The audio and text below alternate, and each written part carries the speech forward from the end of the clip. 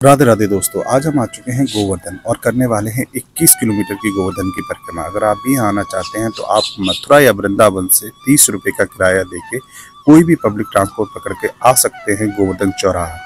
और गोवर्धन चौराहे से आप 10 रुपये किसी ऑटो रिक्शा में दे के पहुँच सकते हैं दान घाटी मंदिर। और दान घाटी मंदिर ही वो जगह है जहाँ से ये 21 किलोमीटर की परिक्रमा शुरू होती है। सर्वप्रथम हमने किए गिरिराज जी महाराज के दर्शन दान घाटी मंदिर पे। उसके बाद हमने उन्हें स्नान कराया गंगा जल से और दूध से। उसके बाद हमने अपनी 21 किलोमीटर की परिक्रमा यहाँ से शुरुआत की।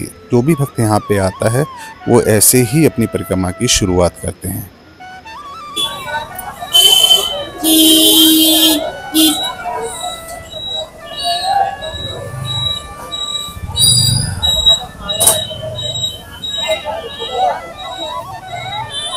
राधे राधे। आज हम कर रहे हैं गोवर्धन की 21 किलोमीटर की परिक्रमा। और आप जो मैं देख रहे हैं पीछे, ये है दान घाटी का मंदिर जहां से पूरी परिक्रमा स्टार्ट होती है। तो अभी हम आपको दिखाते हैं यहाँ का चारों तरफ का नजारा और फिर स्टार्ट करते हैं अपनी 21 किलोमीटर की परिक्रमा। अभी हमारी परिक्रमा चलती जा रही है और देखते हैं और अभी कितना टाइम भी कम है।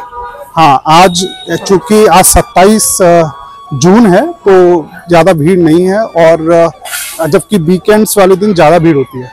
तो चलो अभी करते हैं परिक्रमा हम और आपको दिखाते हैं परिक्रमा मार्ग में आप जब चलेंगे तो आपको सबसे पहले दर्शन होंगे श्री बजरंगबली के। तो सबसे पहले आप इनका आशीर्वाद लीजिए, फिर हम आगे की परिक्रमा स्टार्ट करेंगे। तो जय बजरंगबली। कहते हैं इनके आशीर्वाद के बिना ये परिक्रमा आपकी सफल नहीं होती है। जय बजरंगबली।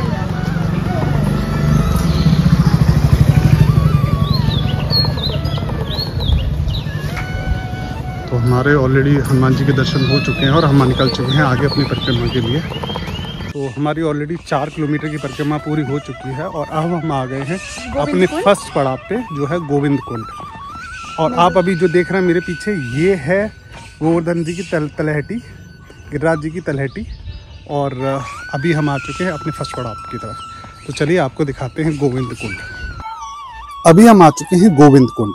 गोविंद कुंड भगवान श्री कृष्ण ने जब गोवर्धन लीला की थी और इंद्र का मानभंग किया था, तब इंद्र ने भगवान श्री कृष्ण को मनाने के लिए 7 समुद्र का जल लाके भगवान श्री कृष्ण का जल अभिषेक किया था। और उन्हीं 7 समुद्र का जल आज भी इस कुंड में मौजूद है। इसलिए इस कुंड को बहुत ही पुण्य और पावन स्थल के रूप में जाना जाता है, जो गोवर्धन परिक्रमा का फर्स्ट पड़ाव है। अब हम चलते हैं अपने दूसरे पड़ाव की तरफ, जो है पूंछरी का लोटा। चलिए। तो लगभग हमारी अब 6 किलोमीटर की परिक्रमा पूरी हो चुकी है और हम आ चुके हैं अपने दूसरे पड़ाव, जो है पूंछरी का लोटा। अब पूंछरी के लोटा के बारे में हम जानेंगे यहाँ के जो सेवायत हैं महाराज जी उनसे।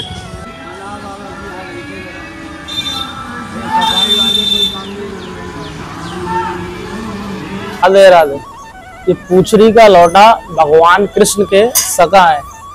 जब भगवान यहाँ से नाथ द्वारा मेवाड़ गए ना, तो अपने सखा को यानी मधुमंगल को यहाँ गिरिराज जी के चरणों पे बैठा कर गए। क्या मेरे सखा तुम यहाँ पर बैठो, मैं कल परसों लौटूंगा। जब तक जो भी कोई गिरिराज जी का परिक्रमा करे ना, तुम उसके साक्षी रहना। जो कौन कौन परिक्रमा कर रहा है ये सब मेरे को बताना। और भगवान पूरे ब्रज की रक्षा इनके हाथ में सौंप कर ले। क्या मैं कल परसों लौटूंगा, जब तक तुम पूरे ब्रज की रक्षा करना। कौन किस भाव से गिरिराज जी का परिक्रमा कर रहा है ये सब मेरे को बताना। मैं आऊंगा ना तो मेरे को बताना। भगवान परसों की बोल के गए, परसों में बरसों हो गए, उन्हीं के इंतजार में बैठे। सतयुग में शंकर, त्रेता में हनुमान, और द्वापर में मधुमंगल, और कलयुग में पूंछरी का लोटा। द्वापर युग में भगवान ने जो भी लीला करी सब इनसे पूछ कर करी। जब यशोदा माई कान्हा के लिए भोजन प्रसादी बनाती थी ना, तो लाला से पहले भोग इनका लगाया। तो भगवान को स्वयं इन्होंने कुश्ती पहलवानी करना भी इन्होंने सिखाया। तो भगवान जी ने गिरिराज जी उठाया तो सबसे पहला लाठी का सहारा मधुमंगल सखा ने लगाया। अब ये लोटा बाबा देख रहे होंगे, इनके बगल में वो लाठी रखे जिनसे सहारा लगाया। भगवान इनको परसों की बोल के गए, मैं परसों लौटूंगा, तुम यहाँ बैठे रहना।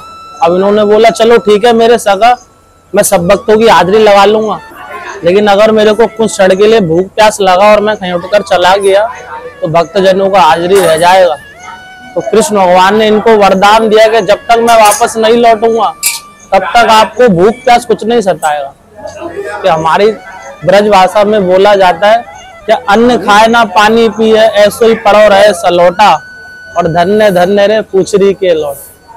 लौटा बैठे राव में सबकी लिख लिख ले, और जैसी जाकी भावना वैसो बाकू फल दे। आप किस भाव से गिरिराज जी का परिक्रमा करा रहे हो, ये सब ठाकुर जी को। तो अभी हमारे दर्शन हो चुके हैं पूछरी के लोटा से, और हम निकल चुके हैं आगे अपने तीसरे पड़ाव के लिए, जो है मुखारबिंद जतिपुरा। अब जतिपुरा के बारे में कहा जाता है कि भगवान श्री कृष्ण ने जो गोवर्धन की जो सारी लीलाएं थी वो उसी जगह पे की थी। तो चलिए अपने तीसरे पड़ाव की तरफ चलते हैं। और अभी हम आ चुके हैं लगभग 7 किलोमीटर दूर, और 3 से 3.5 घंटे ऑलरेडी हमें हो चुके हैं चलते हुए। तो आप जो पीछे देख रहे हैं मेरे पीछे, ये जो सारी है वो गोवर्धन जो हमारे गिरिराज जी महाराज हैं उनकी तलहटी है, आप देख सकते हैं पीछे। और हमने जो रास्ता चुना है अपने चलने के लिए, वो हमने चुना है कच्चा रास्ता। अभी हम आ पहुंचे हैं अपने तीसरे पड़ाव पे, जो इस गोवर्धन परिक्रमा का केंद्र बिंदु माना जाता है, मुखारबिंद जतिपुरा।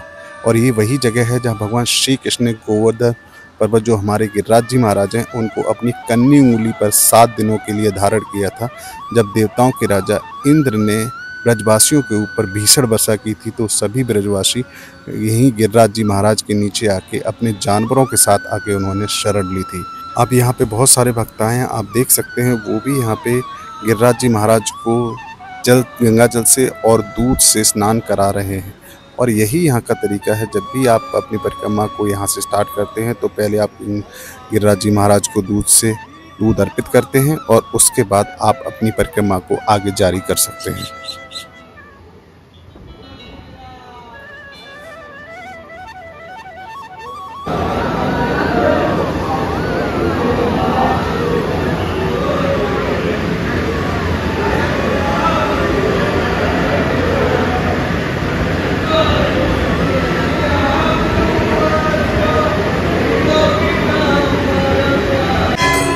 तो हम आ चुके हैं अपने चौथे पड़ाव, मतलब श्री राधा कुंड। आप देख सकते हैं मेरे पीछे श्री राधा कुंड, और अगर आप इस तरफ देखेंगे तो ये है श्याम कुंड।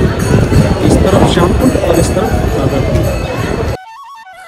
राधा कुंड और श्याम कुंड को दुनिया का सबसे पवित्र स्थान माना गया है। बताया जाता है कि कंस के द्वारा भेजे हुए राक्षस अस्तासुर का भगवान श्री कृष्ण ने यहीं पे वध किया था, जब वो एक बछड़े के रूप में था। तो जब भगवान श्री कृष्ण उसका वध करने के बाद में गोपियों से मिलने पहुंचे, तो गोपियों ने भगवान श्री कृष्ण से मिलने से बिल्कुल मना कर दिया और कहा कि आपने एक बछड़े की हत्या की है, इसलिए आपको पाप लगा है। अगर हम आपसे बात करेंगे तो हमें भी पाप लगेगा। भगवान श्री कृष्ण ने उनको समझाया कि वो कोई बछड़ा नहीं था, बल्कि कंस के द्वारा भेजा हुआ एक राक्षस अस्तासुर था, जिसका मैंने वध किया। लेकिन गोपियों ने कहा कुछ भी सही, वो उस समय बछड़े के रूप में था और आपने उसका वध किया, इसलिए आपको पाप लगा है। तो भगवान श्री कृष्ण ने उन्हीं पाप को धोने के लिए 7 महापर्व का आह्वान किया था, और उन्हीं 7 महापर्वों से भगवान श्री कृष्ण ने स्नान किया, और उसी जगह पे स्नान किया जिसे कहा जाता है श्याम कुंड। जो आप मेरे सामने देख रहे हैं, ये वही श्याम कुंड है जहाँ भगवान श्री कृष्ण ने स्नान किया था। और बीच में आप ये मंदिर देख रहे हैं, इस मंदिर के इस तरफ है राधा कुंड। जब श्याम कुंड बन गया तो सभी गोपियों ने राधा रानी से बोला कि हे राधा, भगवान श्याम कुंड तो बन गया, अब हम चाहते हैं आप भी अपने लिए एक कुंड बनाएं। तब राधा रानी ने अपना एक कंगन उतारा और उसी जमीन पे बैठ के उसे कंगन से खोदना स्टार्ट किया, और इसी जगह पे बना राधा कुंड। तो आप जो इस तरफ देख रहे हैं, ये है राधा कुंड, और राधा कुंड और श्याम कुंड दोनों बिल्कुल आसपास हैं।